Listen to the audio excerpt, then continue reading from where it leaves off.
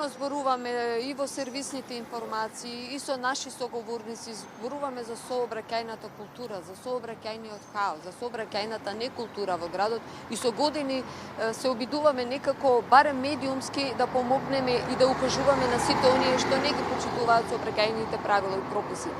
Наш соговорник и секогаш го зборуваме за сообраќајот во Скопје, сакаме да го прашуваме и да разговараме и да споделиме мислења со него, со сообраќајниот инженер, навистина експерт за во сообраќајот Ленин Јовановски. Добро утро.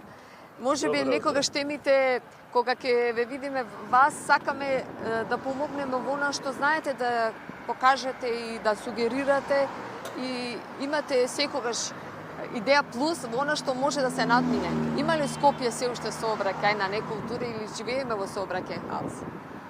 И двете констатации се точни. Значи во Скопје особено не станува збор само за сообраќајна некултура, туку и за сообраќајна неукост. Сведоци сме, барем ние што го пратиме сообраќајов и што го живееме Скопје во сообраќајов тука, на голем број на прекршоци кои што се прават.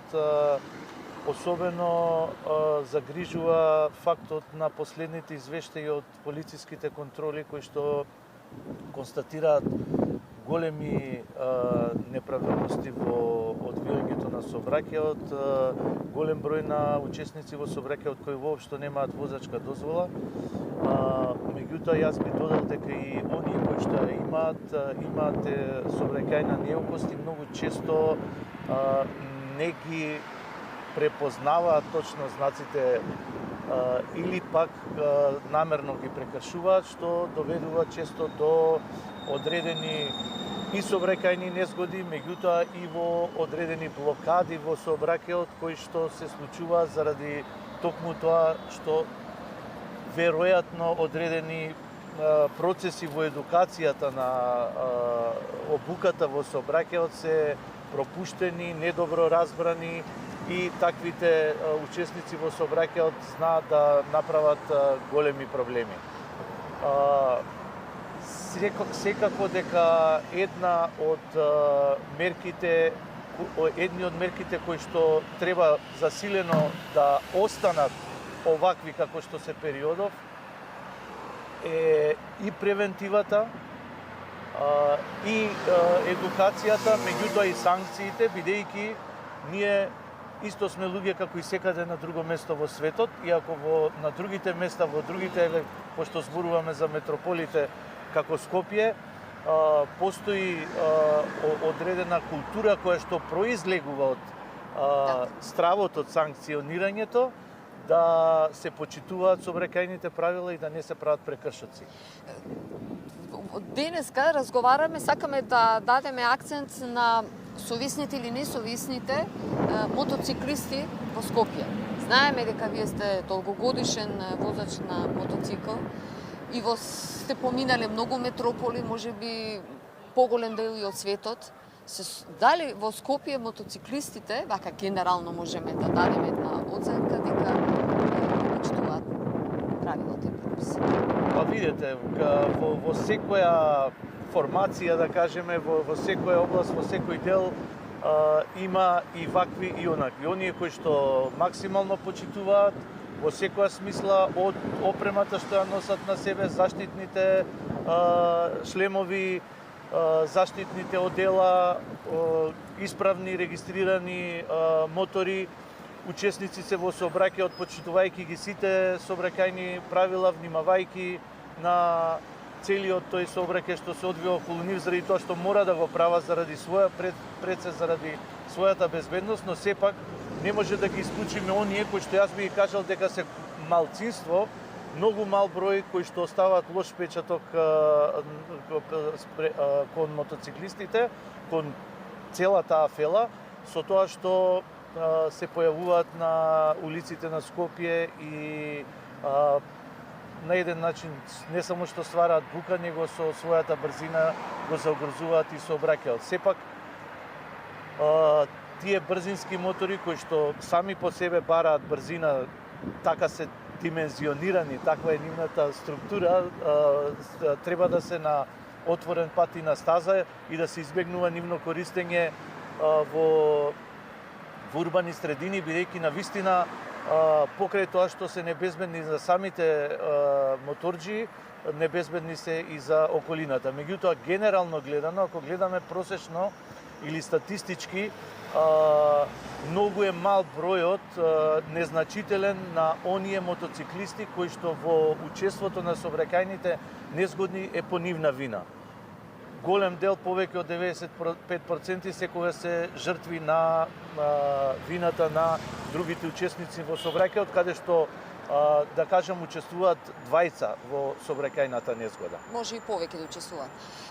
Вака веќе во вашите изјави може да се согледа и заклучокот, меѓутоа надминување постојано зборувате и вие и ние дека треба да се почитуваат сообраќајните правила и прописи, меѓутоа веројатно оние санкции можеби треба да се да испливат на прво место за да имаме некоја сообраќајна култура. Значи санкциите мора да имаат континуитет, не може да се прават кампански и не може да се прават само тогаш кога ќе ни се случи некоја незгода која ќе не освести дека нешто на некое место не е превземана некаква мерка, туку треба да се во континуитет.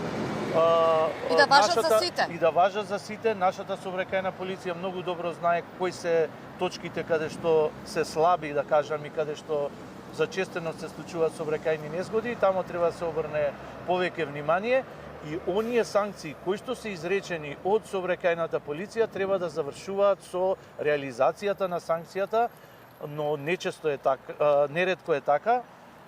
Често пати се случува да тие санкции во понатамошните процедури не бидат соодветно изречени на сторителот и оттаму се охрабруваат и понатаму да ги прават тие прекршоци.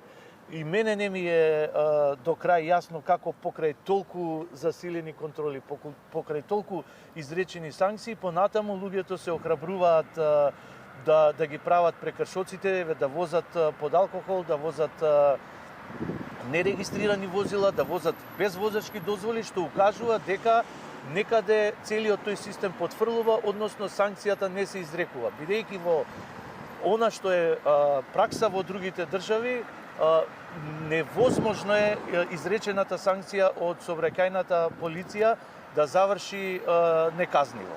Односно да има било какво ослободување, да се скине некаква пријава или било како. Оттаму, јас знам по колегите, по пријателите, по моторџиите, по патувањето кај што патувам, тие многу сите учесници на сообраќајот водат сметка да ги почитуваат правилата, плашејќи се пред се од санкциите. Затоа кажувам, едно е култура која што е индивидуална до човекот кој што сака културно да се однесува во сообраќајот, меѓутоа најголем дел е страф од санкционирањето, бидејќи казните се високи и не постои можност да биде да ги избегнат и да ги платат оние, односно да бидат, не се работи секоја само за финансиски средства, има санкции кај што се и одземање и на возила и на возачки дозволи, зависи како е одредена законската регулатива и во која држава како тоа функционира. Лелин Јовановски, навистина ви благодарам и ви благодарам што учествувавте. Ова е една тема што обработуваме во утринската програма. Не значи дека тука ќе застанеме. Навистина мислам дека на Скопје и на сите учесници во сообраќајот треба постојано да ги потенцираме, да ги кажуваме сите овие можеби навидум се доследни, но мислам дека постојано на теренот сосема е различна сликата во однос на она што постојано ние го кажуваме. Апелирам еве до институциите, до организациите кои се во форма на и допирни точки што има да сообраќајот, да повеќе обрнат внимание на едукацијата, да се прават почесто кампањи кои што ќе ги упатуваат на правилно постапување на сообраќајот на сите учесници, бидејќи учесници во сообраќајот се сите. Со самото излегување еден чекор од вашето дворно место, вие сте веќе учесник во сообраќајот без разлика кое средство го користите и дали воопшто користите средство. Затоа едукацијата мора да постои од мали нози и да е постојана и во континуитет. Ви благодарам. Благодарам.